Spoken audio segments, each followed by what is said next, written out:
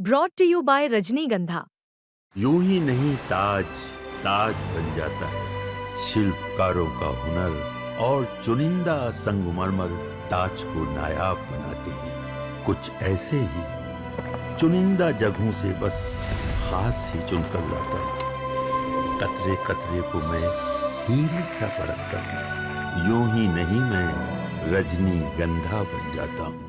GST का double धमाका हो गया है। जो डबल दिवाली का वादा प्रधानमंत्री मोदी ने 15 अगस्त की अपनी स्पीच में किया था वो पूरा हो गया है। जीएसटी काउंसिल की 2 दिन की बैठक होने वाली थी। आज भी वो बैठक होती और आज शाम को ऐलान होता, लेकिन कल ही बैठक खत्म हो गई और देर रात सरकार की तरफ से बाकायदा ऐलान हो गया कि जीएसटी के 2 स्लैब होंगे और भारी कटौती है। करीब 48,000 करोड़ रुपए, सरकार का अपना अनुमान है कि लगभग 48,000 करोड़ रुपए का बर्डन सरकार को लेना पड़ेगा इससे, और जीएसटी में ज़बरदस्त कटौती है। और अब प्रश्न यह है कि इससे किसको कितना फ़ायदा हो सकता है। तो ये जो गणित जोड़ी गई है, निर्मला सीतारामन ने ऐलान किए जीएसटी 2.0, जीएसटी सुधार या जीएसटी के स्ट्रक्चर में बड़े भारी फेरबदल के, तो उसके हिसाब से अब जो जानकार हैं बाजार के वो कह रहे हैं साहब कंजम्पशन रिवाइवल बॉम्बशेल, यानी कि बिल्कुल बड़ा धमाका होने वाला है कंजम्पशन के मोर्चे पर। और इसी वजह से सेंसेक्स और निफ्टी एकदम ऐसा लगा कि नींद से जाग उठे हैं और बाजार ने सुबह सुबह जोरदार सलामी दी है जीएसटी काउंसिल के फैसले को या नए रेट को।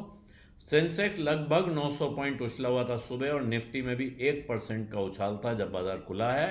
निफ्टी 25,000 के ऊपर चला गया। हालांकि बाद में कुछ ऐसा हुआ, ऐसा लगता है कि झाग बैठ गया। लोगों ने पहले भी इस उम्मीद में खरीदारी कर रखी थी तो उन्होंने मुनाफा कमाने की सोची और वो बाजार से निकले, तो बाजार उतना ऊंचाई पे बंद नहीं हुआ है। निफ्टी मात्र 19 पॉइंट ऊपर और सेंसेक्स 150 पॉइंट ऊपर, लगभग 0.1%, 0.08% ऐसी बढ़त दोनों इंडेक्सेस में दिखी है। तो वो एक मुनाफा वसूली का फैक्टर है। लेकिन उसकी एक वजह और भी है कि लोगों को का कहना है कि अब तत्काल इसका असर, क्योंकि ये फैसले 22 सितंबर से लागू होंगे, तो 22 के पहले अब ज़्यादातर लोग फिर हाथ खींच के बैठे रहेंगे कि जब ये लागू होगा फिर नए रेट की चीज़ें बाजार में आएंगी, तब हम अपनी जेब ढीली करेंगे। और उसके पहले वो सोच रहे हैं कि अब हम कुछ ना खरीदें, चुपचाप। कुछ लोग हो सकता है बाजार जाएं। आज अगर आप दुकानों में देखें तो वहाँ जितने लोग निकल के देख रहे हैं सन्नाटा जैसा दिख रहा है। लेकिन फिर भी ये ऐसी खबर नहीं है कि आज और कल के हिसाब से देखें, थोड़े मिडिल टेन्योर के हिसाब से देखें, मिड टर्म में देखें या लॉन्ग टर्म में देखें, तो ये ज़ोरदार फैसला है। और इसीलिए भारत सरकार ने 4 स्लैब से कम करके 2 स्लैब कर दिए हैं। जीएसटी काउंसिल ने किए हैं, लेकिन इवेंचुअली नोटिफिकेशन सरकार की तरफ से आएगा।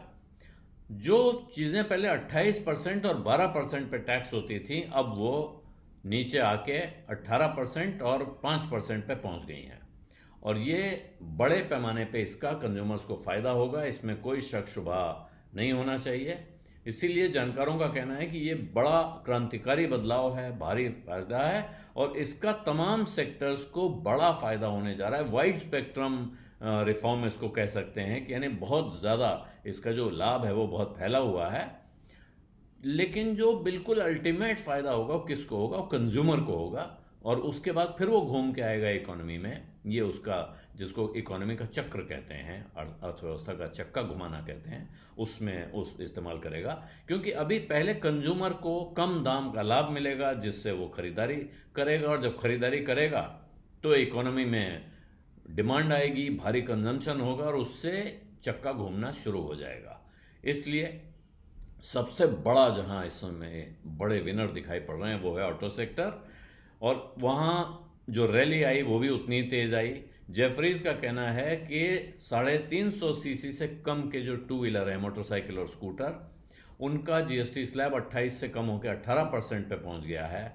छोटी कारें भी 18% पे पहुंच गई हैं और इसकी वजह से डिमांड में ज़बरदस्त तेज़ी आ सकती है, उछाल आ सकता है। ये टीवीएस और मारुति जैसी कंपनियों के लिए बड़ा लाभदायक है।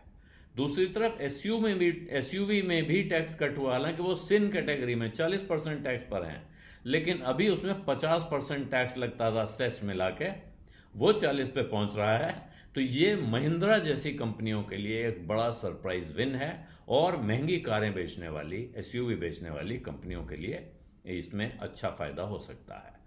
और जो खास बात यह है कि अब ऑटो सेक्टर एक तरह से वो भी अब एक रूरल फोकस सेक्टर सेगमेंट हो गया है। यहाँ एमके की एनालिसिस है कि ट्रैक्टर्स और एग्री मशीनरी जिन पे 12% टैक्स लगता था वो 5% हो गया। वहाँ उनको लगता है कि ज़बरदस्त डिमांड बूस्ट देखने को मिलेगा।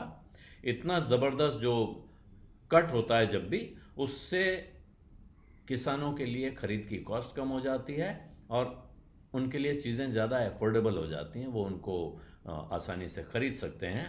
इससे महिंद्रा एंड महिंद्रा और एस्कॉर्ट जैसी कंपनियों को फ़ायदा होगा, ये उम्मीद उनकी है। उनका साथ में ये भी कहना है कि इस रिलीफ से लगभग 5 से 10% का बूस्ट आ सकता है ऑटो कैटेगरी की टोटल डिमांड में। तो ऑटो में ही ज़बरदस्त उछाल था, जिस वक्त तेज़ी दिखाई दे रही थी। सबसे ज़बरदस्त M&M उसमें सबसे आगे चल रहा था 6% के उछाल के साथ, और Eicher Motors, TVS, Bajaj auto, hero Motors सब 1 से 2% ऊपर रहे। उधर FMCG, fast moving consumer goods, हमारी रोज़मर्रा के इस्तेमाल की चीज़ों वाला जो सेक्टर है, उसको अनएक्सपेक्टेड रिलीफ मिल गया है। और वो लगभग सारी खाने पीने की चीज़ों पे जो GST लगता था, इसमें बिस्किट, नूडल, न्यूट्रिशन, नमकीन, instant coffee, chocolate, ice cream, fruit juice, sauce, cheese, ये सब शामिल हैं। 18 से 12%, किसी पे 18 किसी पे 12 लगता था, वो सारा कट करके 5% कर दिया गया है। और कुछ खास डेली एसेंशियल आइटम हैं पर्सनल केयर वाले, साबुन, शैम्पू, बालों का तेल और टूथपेस्ट, ये भी 18 से 5% पहुंचा दिए गए। तो ये एक बड़ा बम्पर फायदा है और इसीलिए जेफरीज का कहना है कि बिल्कुल अप्रत्याशित था, इसकी किसी को कोई उम्मीद नहीं थी। इसीलिए कंज्यूमर स्टेपल्स कंपनियों के लिए बड़ा जोरदार फायदा ये है। Colgate, Britannia, Nestle, HUL, GCPL, Godrej consumer, Marico, Dabur, Patanjali, इन सबको इससे अच्छा फायदा होने की उम्मीद है। और यही वजह है कि FMCG स्टॉक्स में दोबारा एक इंटरेस्ट दिखाई पड़ रहा है। सीमेंट इंडस्ट्री भी, वहाँ 10% का रिडक्शन हो गया है, 28 से 18 पहुँच गया है। और ये बहुत सारे इन्वेस्टर्स का पुराना कंसर्न था, चिंता थी, वो एड्रेस हुई है। जेफरीज का कहना है कि ये क्यों, जेफरी का कहना है कि जब GST रेट में ये 10 परसेंटेज पॉइंट का रिडक्शन होगा तो इससे थोड़ा वॉल्यूम बढ़ेगा, लेकिन साथ में थोड़ा दाम बढ़ाने की गुंजाइश भी मिल जाएगी सीमेंट कंपनियों को। जहाँ वहाँ वो लोग प्राइस इंक्रीज जैसे ही होता है तो वहाँ मुश्किल होती है थोड़ी बहुत, लेकिन वहाँ अब उनको प्रॉफिट बढ़ाने की गुंजाइश बढ़ रही है। 1% प्राइसिंग अगर बढ़ती है तो 4 से 5% का उनका फर्क आ जाता है। तो यहाँ अब वॉल्यूम ग्रोथ भी होगा, यानी ज़्यादा बिकेगा सीमेंट, और साथ में प्राइसिंग पावर भी उनके हाथ में आ जाएगी। इसीलिए सीमेंट के शेयर जो अभी तक वो भी थोड़े मंथर गति से चल रहे थे, वहाँ भी रफ्तार दिखाई पड़ रही है।